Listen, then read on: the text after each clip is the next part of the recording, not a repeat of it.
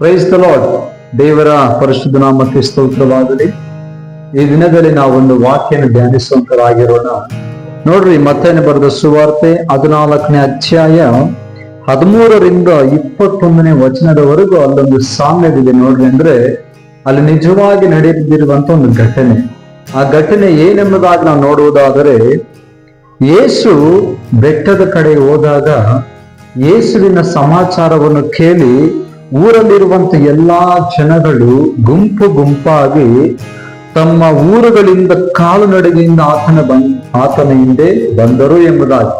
ನೋಡಿ ನನ್ನ ಪ್ರೀತಿಯ ದೇವರ ಮಕ್ಕಳೇ, ಯೇಸು ಒಂದು ಬೆಟ್ಟದ ಪ್ರಾಂತ್ಯಕ್ಕೆ ಹೋಗುವಾಗ ಆ ಊರಲ್ಲಿರುವಂತ ಎಲ್ಲಾ ಜನರು ಯೇಸು ಬೆಟ್ಟದ ಕಡೆಗೆ ಹೋಗ್ತಾ ಇದ್ದಾರೆ ಎಂಬ ಸಮಾಚಾರವನ್ನು ಕೇಳಿ ತಮ್ಮ ತಮ್ಮ ಊರುಗಳಿಂದ, ಅಂದ್ರೆ ಕಾಲುನಡಿಗೆಯಿಂದ ಯೇಸು ಇರುವಂತ ಸ್ಥಳಕ್ಕೆ ಹೋದರು.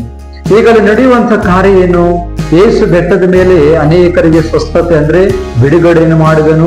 ಯೇಸು ಅನೇಕರಿಗೆ ಅನೇಕ ತರವಾದಂತ ಬಿಡುಗಡೆಗಳು ಮಾಡಿದ ಮೇಲೆ ಅಲ್ಲೊಂದು ಅದ್ಭುತ ಕಾರ್ಯ ಆಗ್ತದೆ ನೋಡ್ರಿ.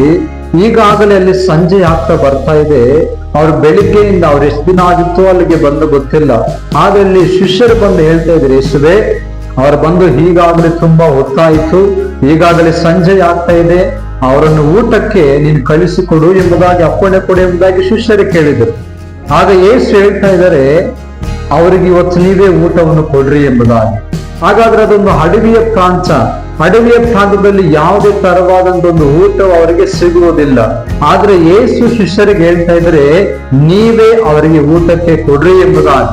ಹಾಗಾದ್ರೆ ಒಂದು ಸಾರಿ ಆಲೋಚನೆ ಮಾಡ್ರಿ, ಅಲ್ಲಿ ಯೇಸುವಿನ ನಂಬಿಕೆ, ಅಲ್ಲಿ ಯೇಸುವಿನ ನಿರೀಕ್ಷೆ ತಂದೆಯಾದ ದೇವರ ಮೇಲೆ ಎಷ್ಟೊಂದು ಅಪಾರವಾಗಿದೆ ಎಂಬುದಾಗಿ.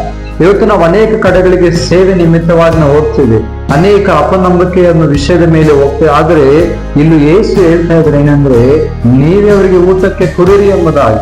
ಅಲ್ಲಿ ದೇವರ ವಾಕ್ಯವನ್ನು ನಾವು ನೋಡುವಾಗ ನಮಗೆ ಇಲ್ಲಿ 5 ರೊಟ್ಟಿ 2 ಮೀನು ಹೊರತು ಮತ್ತೇನು ಇಲ್ಲ ಅನ್ನಲಾಗಿ.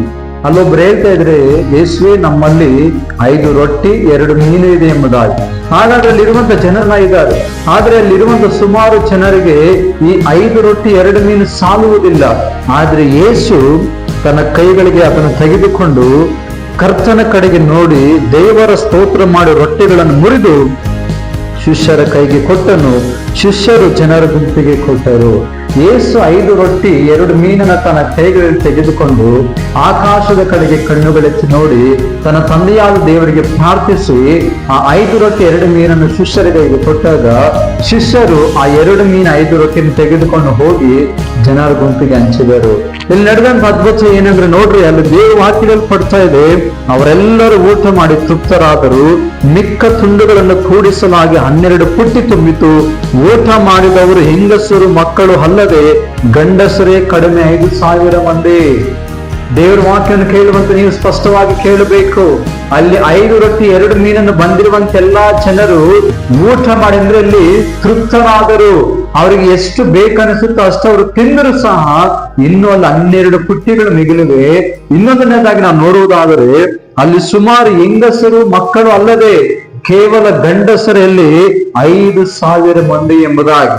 ಮತ್ತೆ ಇವತ್ತು ನಾವು ದೇವರ ವಿಷಯದಲ್ಲಿ ಯಾವ ಒಂದು ನಂಬಿಕೆಯಲ್ಲಿ ನಾವಿದ್ದೇವೆ, ಅಥವಾ ದೇವರು ನಮ್ಮ ಕೈಗೊಂದು ಕೊಡುವಂತ ಆಹಾರವಾಗಿರ್ಬೋದು, ಒಂದು ವಸ್ತು ಆಗಿರ್ಬೋದು, ಈ ವಿಷಯಗಳಲ್ಲಿ ನಾವು ದೇವರ ಮುಂದೆ ನಂಬಿಕೆಯಿಂದ ಇರುವಾಗ ನಾವು ಮಾಡುವಂತ ಕೆಲಸ, ಆಹಾರ ಎಲ್ಲ ವಿಷಯದಲ್ಲಿ ದೇವರು ನಮ್ಗೆ ತೃಪ್ತರನ್ನಾಗಿ ಮಾಡಿ ಮತ್ತು ಅದರಲ್ಲಿ ಮಿಗಿಲು ಹಾಗೆ ದೇವರು ನಮ್ಗೆ ಮಾಡ್ತಾನೆ.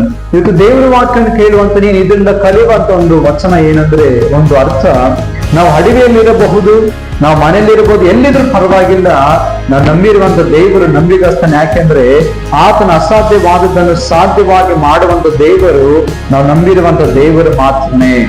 ದೇವರನ್ನು ವಾಕ್ಯವನ್ನು ಆಶೀರ್ವದಿಸಲಿ. ಆಮೆನ್.